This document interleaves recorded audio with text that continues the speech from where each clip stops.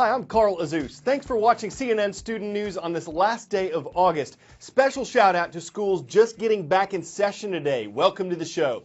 First up, a storm at sea. There's a system washing over the eastern Gulf of Mexico. The U.S. Coast Guard said yesterday that gale force winds were possible on Key West, and forecasters expected 3 to 5 inches of rain in southern and central Florida. But none of it was expected to be as severe as what this system brought to the Caribbean. At one point, it was named Tropical Storm Erica. Tropical storm is a scientific classification. It means a storm is organized and has sustained wind speeds of between 39 and 73 miles per hour. Erica's torrential rains brought massive flooding to the West Indian island of Dominica. Mudslides and flooded rivers killed at least 20 people there. Some others are missing after being swept away. Meteorologists say the most deadly part of storms like this is the flooding they bring. Officials estimate the damage will cost Dominica tens of millions of dollars. In the mid-1300s, no disease or war was known to have killed as many people as the Black Death did in Europe. That's why you study the plague in world history. What's surprising to a lot of people is that the plague is still around and can still be deadly. 12 cases in 7 states have been reported so far this year in the U.S. Out of those 12, 4 people have died, including an elderly man in Utah. Officials are trying to figure out how he got it. And U.S. health officials say other cases in California and Georgia were linked to people who'd traveled in or near Yosemite National Park. The plague usually turns up between late spring and early fall, and usually in rural parts of western states like New Mexico, Arizona, and Colorado. The plague is caused by a bacteria called Yersinia pestis, and most of the time humans get it from a flea bite. Back when plague was rampant and there was no treatment for it, plague could get into people's blood and it could turn their limbs black, and that's where we get the term Black Death.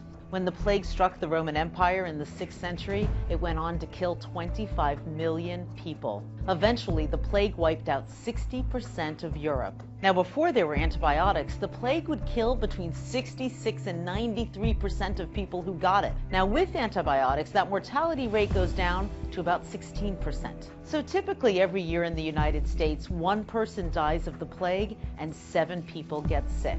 Fever, abdominal pain, nausea, vomiting. If you get these symptoms and you're living in an area where it's known that the plague has been before, then you should go seek help from your doctor. And you should definitely go to your doctor if you develop huge lymph nodes. Sometimes people with the plague, they get lymph nodes the size of a chicken egg.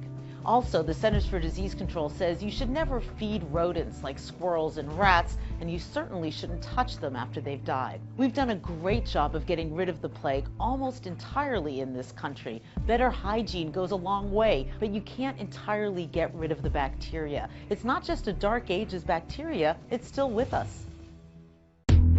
See if you can ID me. I'm one of the most used shipping lanes in the world. I connect the Mediterranean Sea with the Red Sea.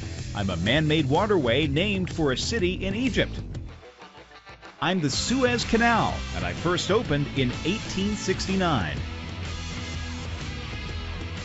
The Suez Canal has been expanded several times since then. It's been made wider, deeper, accessible to more ships. Its most recent expansion was opened earlier this month. But these projects have had some side effects. One of them is a type of nomad jellyfish. It's showing up and stinging swimmers on the beaches of Israel and the eastern Mediterranean. Marine biologists say it has no business being there. These nomad jellyfish are natives of the Indian Ocean, thousands of miles away. Scientists say they came here through the Suez Canal, and that they're an invasive species, meaning they can push out other species that were here first, dramatically and quickly changing the ecosystem of the eastern Mediterranean.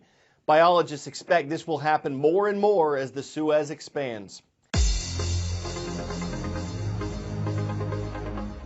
Well, it's time to take roll. It's not the first time we've ever announced the African nation of Tanzania, but it is the first time we've shouted out the International School of Tanganyika. It's in Dar es Salaam, and we're grateful to be part of your day.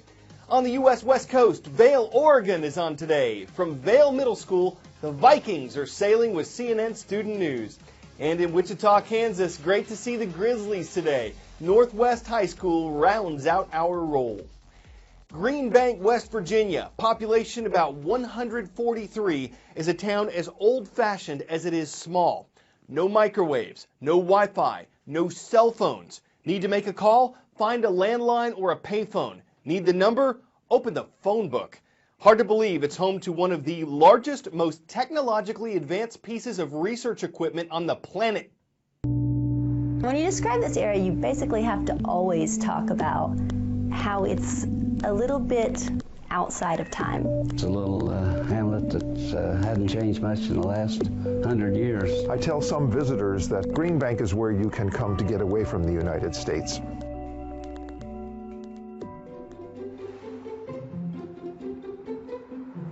What we have here is a collection of radio telescopes that pick up radio waves that are naturally emitted by objects in the universe.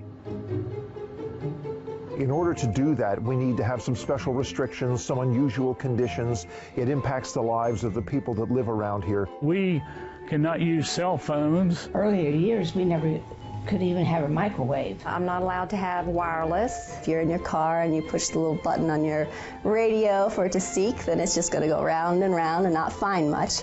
The observatory is in the middle of a 13,000 square mile area called the National Radio Quiet Zone. And it's a unique area in North America that is set up to protect this telescope in particular from interfering signals from new transmitters. We hear silence.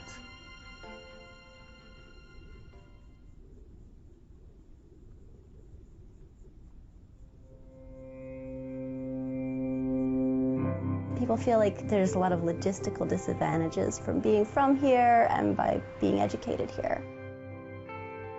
I've always felt quite the opposite, that it gave me unique opportunities, unique skills, unique perspectives. There's something about living in a rural area that, I don't know, gives you a value. It holds the family together more, I think. I just love our little town, our little community. I love the people in it.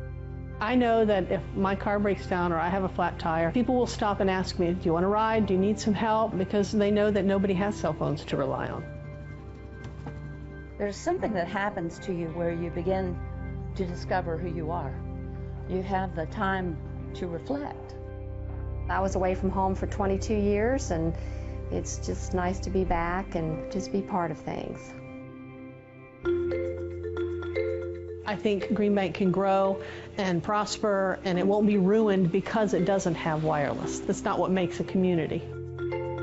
20 years ago, there was really nothing like the cellular technology that everybody takes for granted. And so to me, it seems a little odd that people now find the absence of the technology something worth discussing even. Never had it, so Yeah. It doesn't make much difference. If you've never had something, how can you ever miss it? Yeah.